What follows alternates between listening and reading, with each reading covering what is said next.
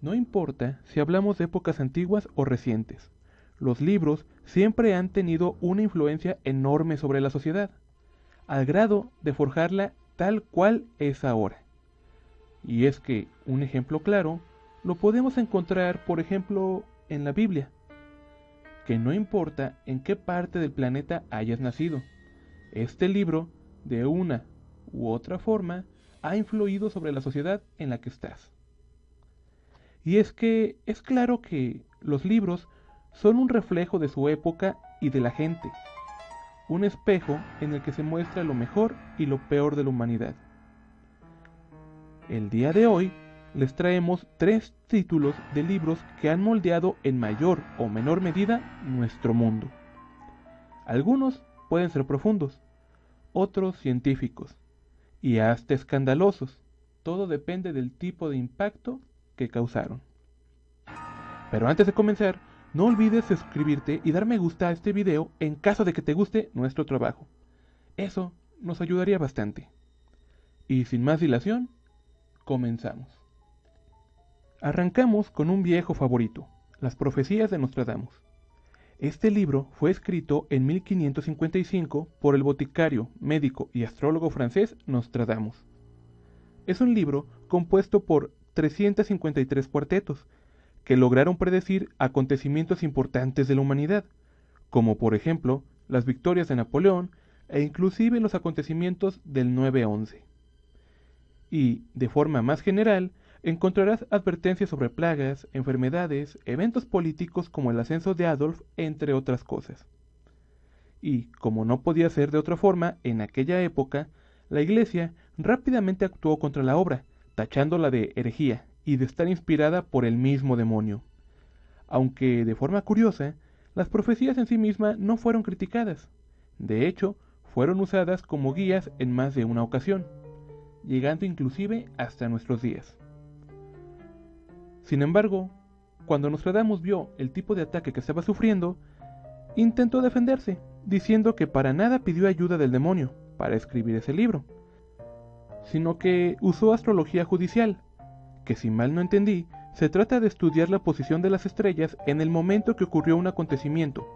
De esa forma, cuando la posición de las estrellas se repita, ya sabes más o menos qué esperar. Ya sabes, las estrellas mágicas que todo lo pueden. Por cierto, como dato extra, quizá en un intento por protegerse, cuando Nostradamus se sintió atacado, comenzó a cambiar la forma de su obra y optó por oscurecerla de tal forma que sus predicciones eran totalmente ambiguas, así que se prestaban a la interpretación, por lo que si lees con detenimiento puedes aplicar sus predicciones tanto a nuestra época como a otras anteriores, por lo que puede encajar perfectamente en cualquier año.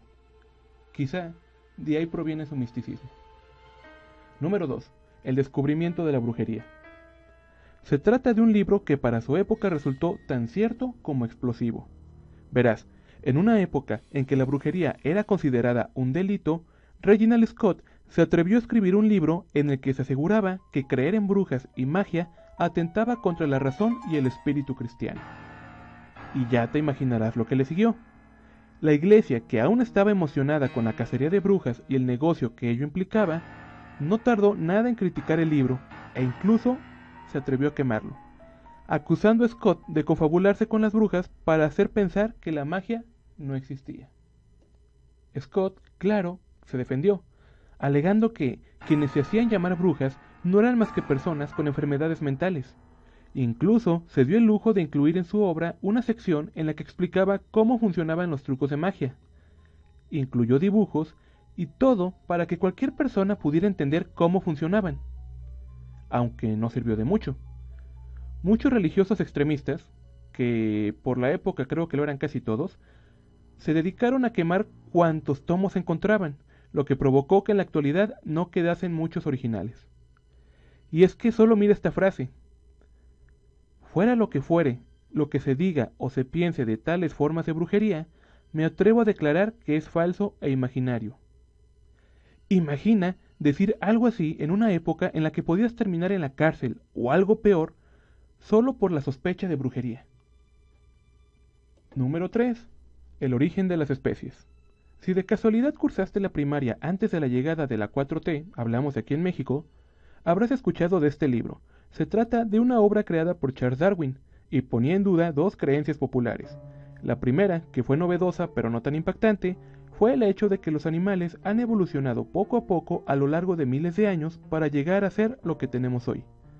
Y es que antiguamente se creía que los animales se habían sido creados así. Y la segunda, que fue lo que en gran medida separó a la religión de la ciencia, fue la teoría de que los humanos evolucionaron de un ancestro en común con el mono. Darwin se atrevió a publicar esta teoría a la que llamó selección natural, explicando detalle a detalle cuáles eran sus bases para semejante afirmación. Los tirajes que se sacaron fueron vendidos en poco tiempo. Incluso en nuestra época todavía puedes encontrar este libro en Gandhi o en alguna otra librería de tu localidad. Por cierto, Darwin no era católico, pero sí tenía estrecha relación con una iglesia de por aquella época. Solo que no recuerdo exactamente cuál fue. Y esto, puta madre. Y esto ha sido todo por hoy. Si te gustó, por favor suscríbete, dale me gusta. Yo soy Roland y esto ha sido Ravenworld. Hasta la próxima.